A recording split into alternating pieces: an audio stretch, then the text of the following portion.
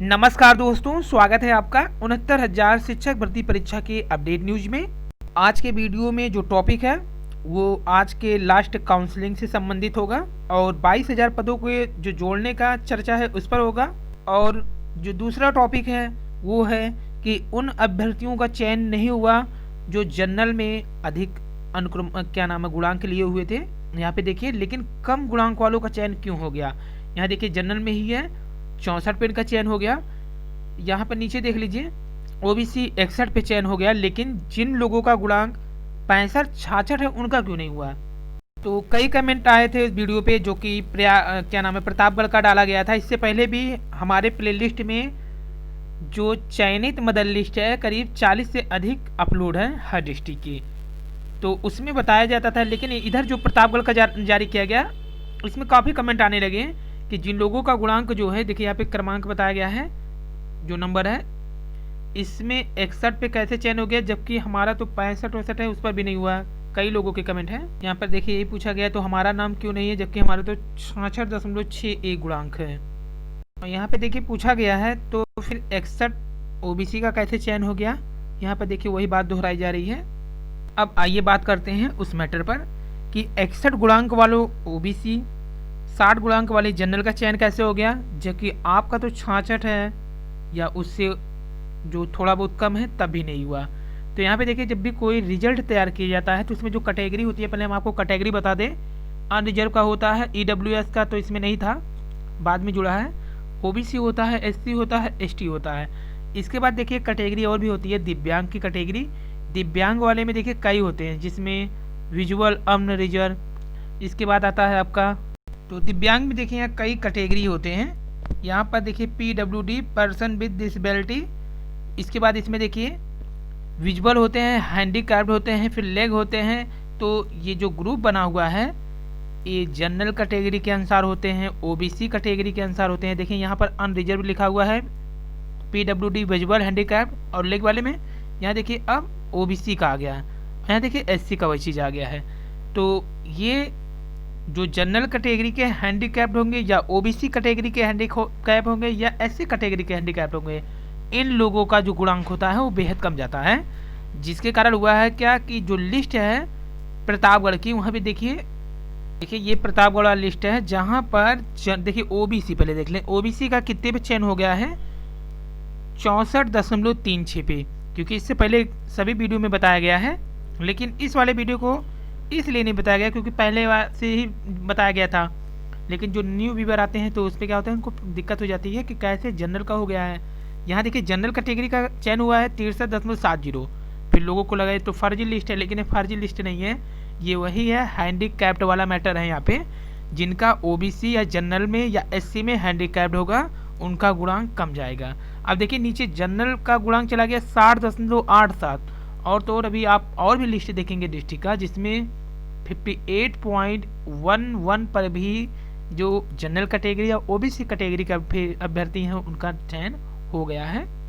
ये देखिए दूसरे डिस्ट्रिक्ट के हैं, यहाँ पे भी देखिए जनरल का गुणांक कितना गया है, 64 पे ही हो गया है। यहाँ ओबीसी 63 पे हो गया है, यहाँ जनरल 62 पे हो गया है। यहाँ पे देखिए जनरल का गुणांक है 62.25, जबकि नीचे देखिए ओबीसी का गुणांक है 61.12।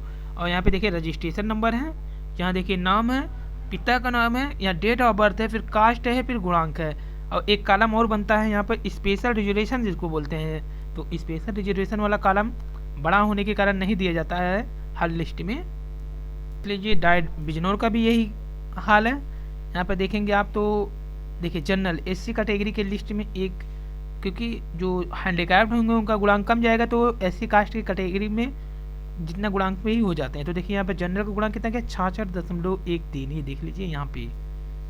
तो ऐसे से मिलते रहेंगे। अब इस लिस्ट में देखने के बाद तो लगेगा कि अरे जनरल बीच में कहाँ से आ गए, ओबीसी बीच में कहाँ से आ गए। तो ऐसा नहीं है, वो हैंडीकैप्ड जिसमें स्वतंत्रता संग्राम सेनानी भी आते हैं या फिर रिटायर्ड सैनिक जो होते हैं उनको भी मिलता है कार्यकाल अपना रिटायर होने के बाद, किसी परीक्षा में बैठने के बाद विशेष छूट भी मिलती है उन्हें। ये हाल देखिए हरदोई की लिस्ट है, ये न्यू लिस्ट है जो कि कल जारी किया गया है हरदोई डिस्ट्रिक्ट के। तो यहाँ पे देखिए क्या हुआ, जनरल का गुणांक 60.11 गया है, वहीं जनरल का देखिए 60.02 चला गया। फिर हमने बताया था कि 59.96 पे भी हुआ है और नीचे देखिए यहाँ पे 59.53 चला गया है, अभी और गिरेगा। ओबीसी का देखिए 59.27 पर चयन हुआ है। ये है हरदोई डिस्ट्रिक्ट का। इसका लिस्ट अपलोड हो जाएगा आज। अब जैसा कि 14 दिसंबर को एक आंदोलन का अभ्यर्थियों ने बुलाया है लखनऊ में, तो उसमें देखिए मांग क्या है, समस्त रिक्तियों पर अगली सूची हो। जो खाली जाने काउंसलिंग का जो प्रोग्राम चल गया, आज तो आखिरी ही था क्योंकि आज तो लगभग पूरे हो गए हैं अब तक। अनावश्यक संशोधन पर रोक, क्योंकि पहले तो संशोधन हो नहीं रहा था, अब क्या हो रहा है कि बारी बारी से सभी संशोधन माना जा रहा है, जैसा कि आज के पेपर में भी देखे होंगे आप लोग। तो अनावश्यक संशोधन में क्या है कि अब जब सभी को चांस दे दिया जाएगा, इसमें इनवैलिड लोग कुछ तो ऐसे भी होंगे जो जानबूझकर ही नंबर बढ़ा दिए होंगे, सभी तो नहीं है ऐसे। और जो तीसरा इनकी मांग है 22,000 पदों को जोड़ने के बारे में, क्योंकि जब इनके पास 60-65 के उपयुक्त योग्यताधारी अभ्यर्थी हैं तो आखिर ये 22,000 पद को बचा के करेंगे क्या। तो यही मांग है लखनऊ में एमआरसी टीम और इन लोगों की कि 22,000 पदों को जोड़ने पर, अनावश्यक संशोधन पर पहली बात रोक लगाया जाए। क्योंकि अभी तक का आपको बता दें कि इनवैलिड अभ्यर्थियों को कई डिस्ट्रिक्ट के जो टीम बना करके गए थे उन लोगों ने बहुत कंट्रोल किया, जिससे इनवैलिड अभ्यर्थी नहीं आ पाए हैं। तो उन सदस्यों का ही दिन था कि जो तीसरे चरण की काउंसलिंग में मात्र 6 अभ्यर्थी कहीं पहुंच रहे या अभ्यर्थी नहीं आए। तो ये जो कुछ गुणांक से वंचित अभ्यर्थी हैं उन्होंने पूरा प्रयास किया। देखिए यहाँ पर स्पष्ट दूसरे दिन के काउंसलिंग में नहीं आए अभ्यर्थी, काउंसलिंग में दूसरे दिन के दोनों चरणों में अनुपस्थित हुए अभ्यर्थी काउंसलिंग में नहीं आ पाए। कारण क्या था कि इन्होंने ज्ञापन कार्यक्रम चलाया, जिसके बाद भी ऐसे सख्त पड़े। और एक डाइट प्रवक्ता संघ 2 बीओ निस्तारण में लगे थे। समाधान समिति ने भी शुरू कर दिया था अपना प्रोग्राम।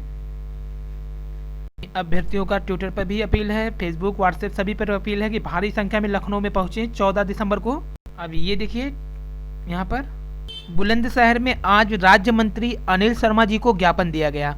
बोले तृतीय सूची जारी करने की तिथि अभी तय नहीं है और अब अभ्यर्थी हर जिले में अपने विधायक सांसद को ज्ञापन भी सौंप रहे हैं और डायट पर जाकर के उन लिस्ट का भी औचक जो वहाँ पर निरीक्षण कर रहे हैं बीसी साहब, उनसे भी लिस्ट को लेकर के चेक कर रहे हैं कि कौन बीटीसी अपेयरिंग है, बीएड अपेयरिंग तो नहीं है, 2015 वाले फेल तो नहीं है।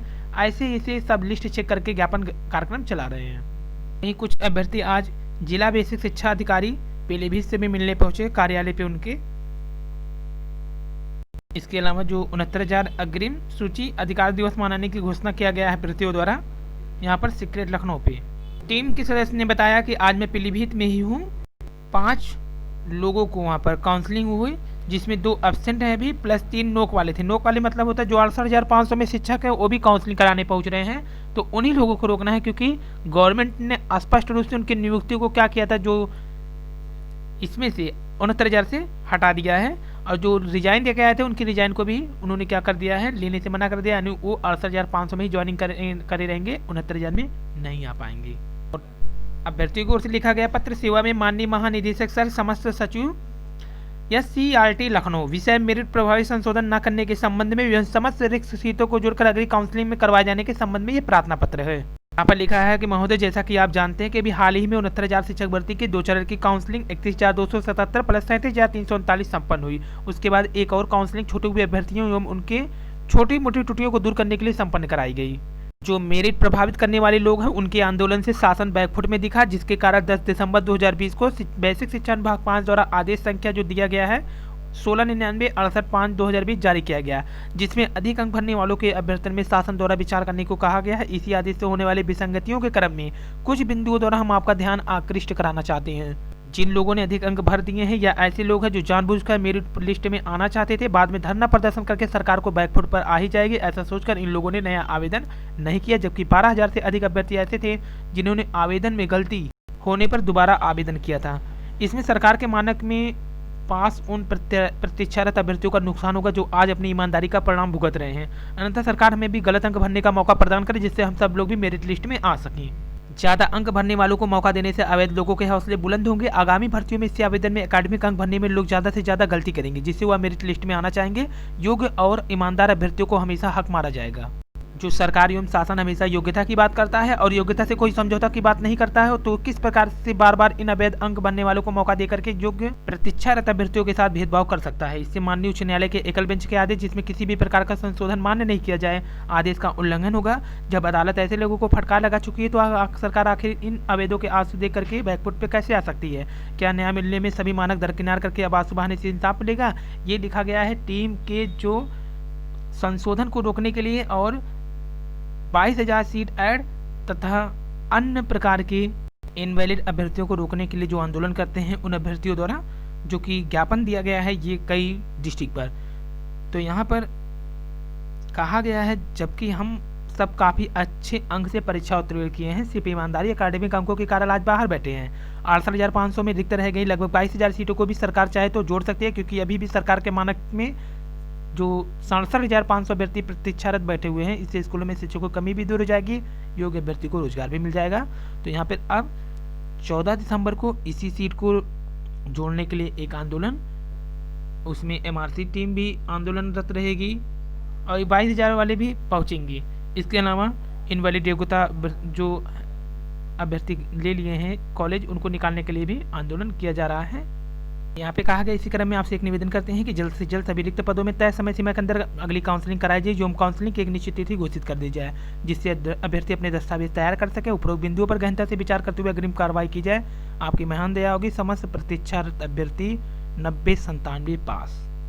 ये जो जारी किया गया है प्रत्यावेदन प्रारूप, जिसमें जिला बेसिक शिक्षा अधिकारी जनपद इस विषय मूल अभिलेख की तरह ऑनलाइन आवेदन पत्र में भरे गलत अंकों के संबंध में, तो यहाँ पे देखिए इसी अनुसार आप अपने दस्तावेज भर करके जमा कर सकते हैं। ये फॉर्म जिनका संशोधन कराना उनके लिए बताए हैं।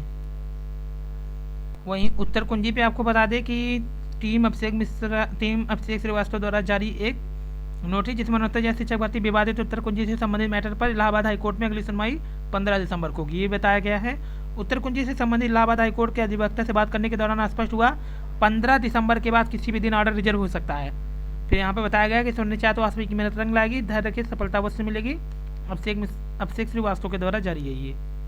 तो 14 दिसंबर का आंदोलन तय कर देगा 22,000 सीट और 1133 सीट जो कि ST कास्ट का SC में जुड़ेगा। इसके अलावा जो थर्ड काउंसलिंग पर कितनी सीटें बचेंगी